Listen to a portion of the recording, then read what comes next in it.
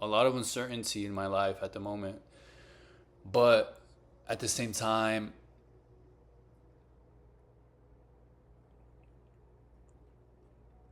a lot of uncertainty, yes. And I think uncertainty is always going to be there for everyone. It doesn't matter. There's uncertainty of death, like you don't know. People have their faiths and and their religion and things that they believe that happens after death. Some people don't. So, but still there's that uncertainty of like always there, There can be uncertainty of job, of like things like that. And I think with me that's something I've always had a difficult time navigating throughout my whole life is the uncertainty of things, me always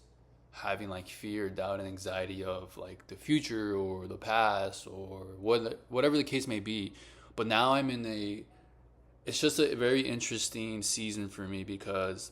yes, it's very much filled with a lot of heavy emotions, but it's also and then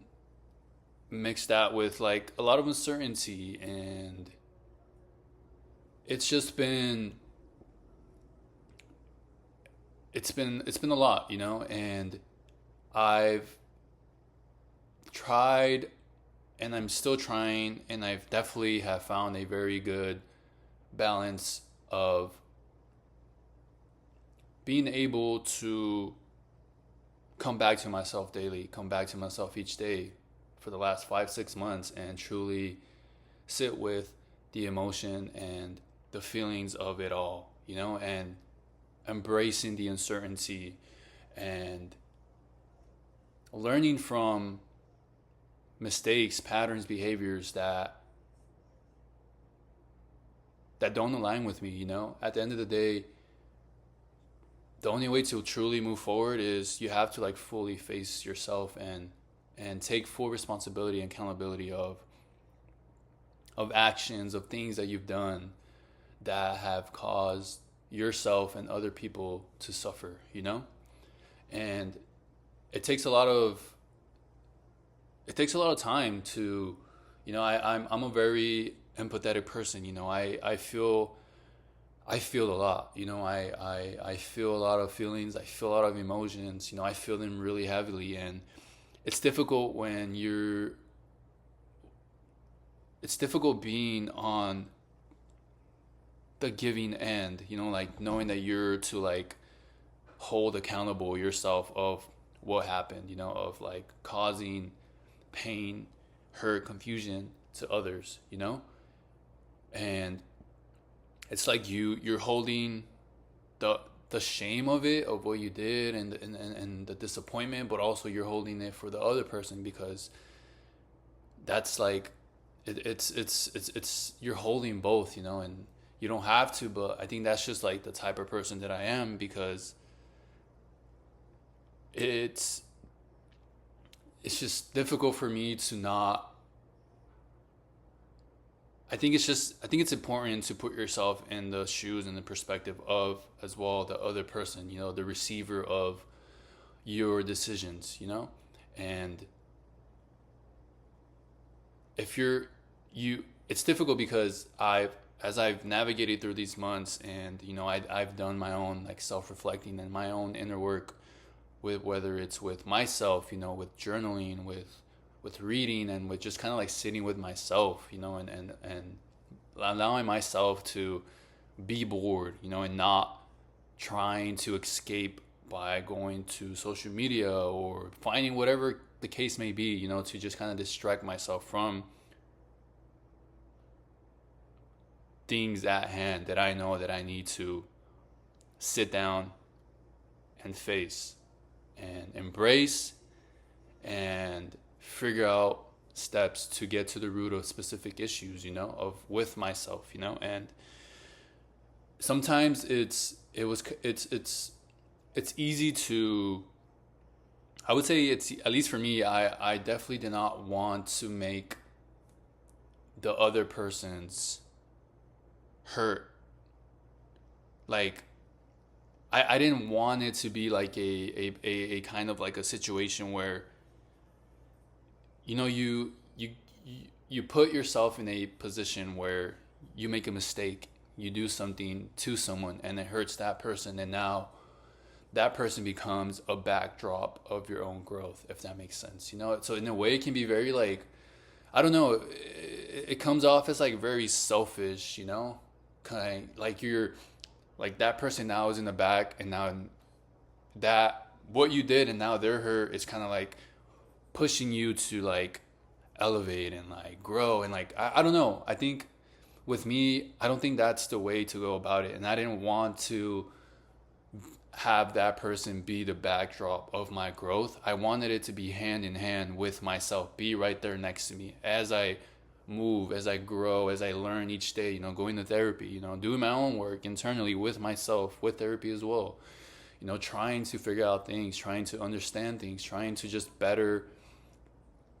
align myself, you know, making sure that I just want to become, there's things that I've done years ago, you know, that I'm still like not proud of myself, you know, and I was younger and I was very like foolish and things like that. And now at this stage, you know, I just, I want nothing more for myself than to like be just fully aligned, you know, authentically and genuinely, and just like be making sure that I'm always aligned with the most, with my clearest and purest frequency, you know, that aligns with me and with who I am and who I want to be and how I want to navigate through my days, through the world, what gives me purpose, who am I, you know. And it's hard, you know, you have to like sit with yourself, you know, you have to sit with yourself and sit with the good and the bad of yourself, you know, and take accountability and take responsibility and and get to the root of your issues, you know, like get to the root, not just surface level. You have to like get down to the bottom, you know, pull the things out and look at the root, understand it, figure out, okay, like what is it now? What is in my garden that doesn't deserve to have these roots, you know, that doesn't align with me no more. Like I want to be this kind of person. I want to be this kind of person. You know, I don't want to continue to live like this. I don't want to have these patterns and behaviors anymore. So now I just have to like face myself, and like I have to as well make sure that I can understand and try my best to put myself in the shoes of the other person, of the receiver, you know, the one who had the impact of the action that I did, that I took, you know. And it's been difficult, you know, it's been difficult holding the grief, the shame, the disappointment, the anger, the frustration of that, you know, of that alone. It's been a lot of time, a lot of moments where I just, it's it's hard to, it was hard for me the first couple months to not identify myself with the mistake that I did, you know? And I felt like I had to continue to hold on to that shame and the mistake, because if I didn't, then it means that I don't, if I don't hold on to the grief, if I don't hold on to the disappointment, to the shame, if I don't identify with the mistake as who I am, it means that I don't care, you know, that I didn't care, and that I'm horrible, I'm a bad human being, you know, and this and that. But it took me a while to remind myself that,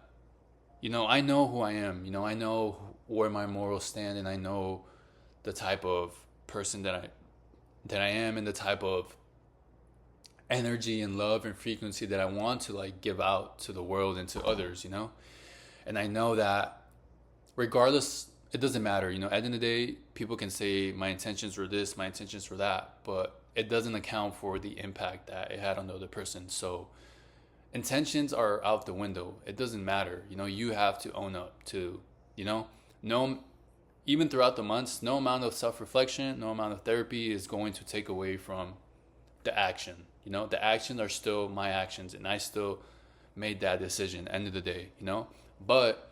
for you to move forward and to learn and to grow and to better yourself from this moment, from this mistake,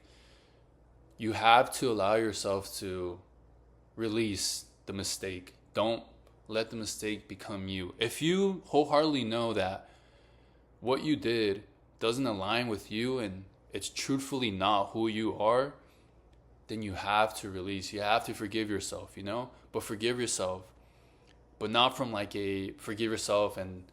not learn from it and grow from it. You have to forgive yourself and then, okay, like, how can I not let this happen again, you know? Like, you have to sit with yourself. Do the work that you think you need to do, you know? Like, that's what needs to be done. And it's difficult, of course. It's been hard. It hasn't been easy. And yeah, it's very hurtful, you know, for myself and for the situation and for the other person. And yeah, that's kind of what I've been kind of dealing with. But yeah, I just been trying to make sure that I can confront myself over and over again for the past couple 5-6 months, you know, continuously trying to show up every day and try to do things that bring me back to my truest self, where I can kind of start shedding off that part of myself that just doesn't align with me no more, you know? And I understand that no amount of therapy, no amount of like inner self work, you know, it's helpful, and it's been very helpful, and I've been able to just be by myself, you know, every day and reflect on myself, on the past, on this current situation. And like I said, things do feel very uncertain, but at the same time, I've gained a lot of clarity with my life, with myself, with who I am and who I want to be, and my direction, you know, and the road has never felt much more clearer for me. But of course, you know, uncertainty is always going to be there, and I'm still walking and carrying a lot of grief, you know, a lot of hurt, and I'm just trying to make sure that I can continue to come back to myself, to where I just want to get to the point where I'm just the clearest and the stillest channel to exist within me. And I know that growth is never ending. You know, we continue to evolve, we continue to grow and to learn and to mold into different people, you know, as time passes, you know, as you meet other people, you know. And yeah, I don't know. I guess just needed to put that out here. But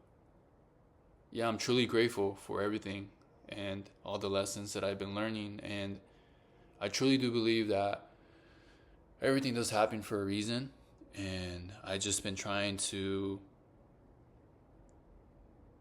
keep myself just grounded, you know, aligned, and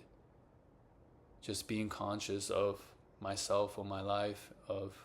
things that I don't want anymore, you know, and that I don't want to be part of me, you know, because I refuse to cause myself any more suffering and others as well.